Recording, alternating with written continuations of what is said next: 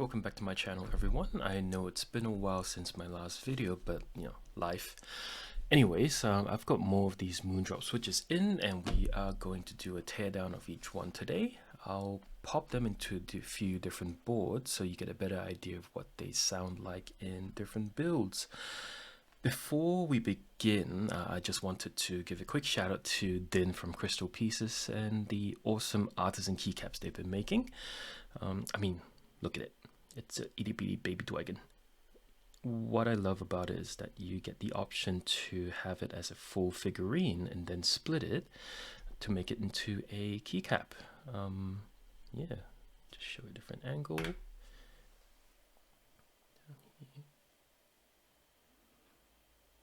Yeah, the team at Crystal Pieces have been really active on Discord, and so do check them out. They've been really helpful as well. When I won the raffle for this artisan, my dumb buns didn't check my shipping address, but then corrected it for me, and here we are. By the way, Crystal Pieces did not sponsor this videos, but I just want to highlight my great experience with them. Anyway, let's get to the switches. So I've got the Lunalight and the Tessence switches over here. The packages are exactly the same, just with a different sticker on the back. This is Tessence, this one is the Lunalight. Lunalight is the linear one, Tessence is the tactile one. So let's have a look at the Tessence. So it slides out, and every one of these Moondrop switches, they do come with a postcard. You've got your waifu at the front, and you've got the socials and their contact at the back.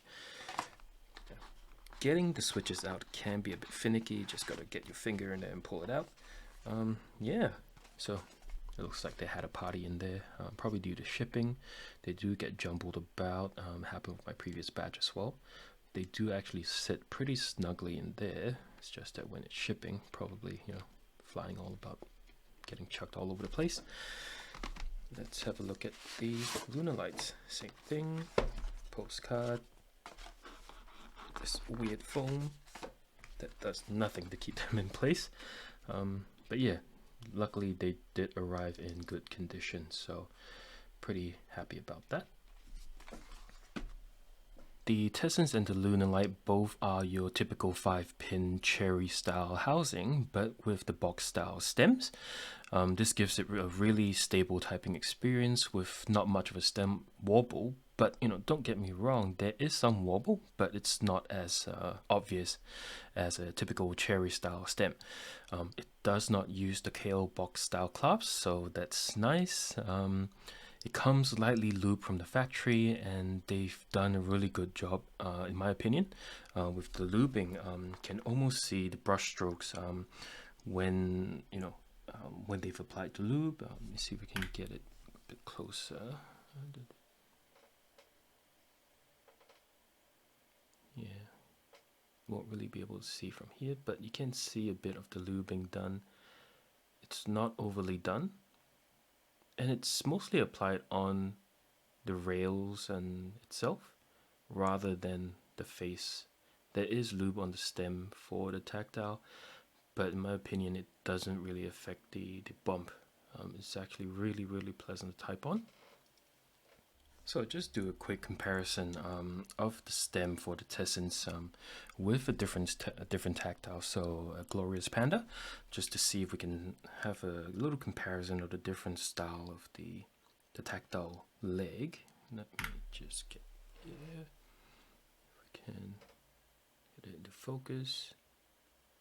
Yeah, so it looks like they're both medium tactiles, but the Tessence actually does have a bit more of a obvious tactile bump, if you call it that. It is a D style bump. I do like my P style bumps, but this one just hits different. Really enjoying the typing experience with the Moondrop Tessence switches. In terms of the sound of the switches, they're both pretty similar, in the sense that they produce a very deepish sounding downstroke, and a poppy, clacky upstroke. So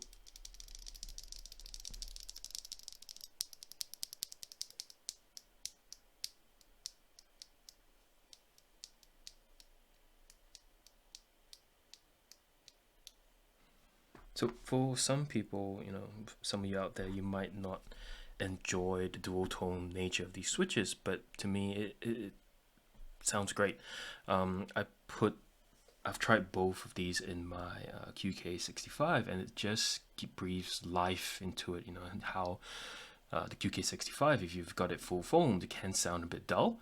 You know, with it gives it just that marbly sound. But with these switches, for some reason, it just adds that little extra pop to it. It makes the QK65 really, really, I think, the complete package. One of the weird things I did find with the switches was that if you look into the bottom housing, for some reason, you'll see two holes right there. What it does to the switches, I have no idea. But if anyone out there knows what the holes do, what are they for, how does it add to the sound, or how does it take away from the sound, do leave a comment below, let us know. Be interested to find out. Based on my previous video and this video, you can probably tell that I'm really enjoying these Moondrop switches, and just looking at ways on how or what they can improve upon. I think there's one pretty big issue that they might want to take a look at. It's the second pin on these switches. I've been very careful in putting them into my keyboards, but for some reason they bend really easily. Go here. For this one, you can see it's just looped all the way around. I chalk it down to just not careful with this one. But if we look at this one, you can tell that it's gone in straight, but it's split in two, and one half of it has got bent. And now this one is weird. He's got this weird shape now. So possibly this is something that they might look to improve upon. I've never had this problem with my other switches, but for some reason it's only these Moondrop switches, and it's happened both across the Lunalights and the Tessence. So if you do get them, just be really careful when you are putting them into your keyboards. If it doesn't feel right, don't force it in. Take it out, have a look, readjust, and then try again. All in all, I love these switches. Both of them, the Lunalights, have become my daily driver in a modded plugin NK60, and have been a joy to use even while rage typing at work. The Tessence has been living in my QK65, which I use at home, and I can really feel the wife using her psychic powers to get me to put them in her Mojo65. The combination of the deep hitting downstroke and the poppy upstroke just slaps different. If Monkey Type could keep track of the types of switches that I've used for tests, these would be at the very top. Overall, great switches, love both. Be careful when you're installing them. They've got that soft second pin that does some weird funky stuff. So as promised, I'll leave you with a supercut of the switches in a few different boards. If you've enjoyed this style of video, remember to leave a like, comment what you'd like to see more of or less of, and most of all, subscribe. A large proportion of my views have come from the United States, but recently I've got some from Malaysia and Singapore. Not sure why YouTube doesn't show where everyone else is from, but maybe leave a comment on where you're from. Anyway, let's go.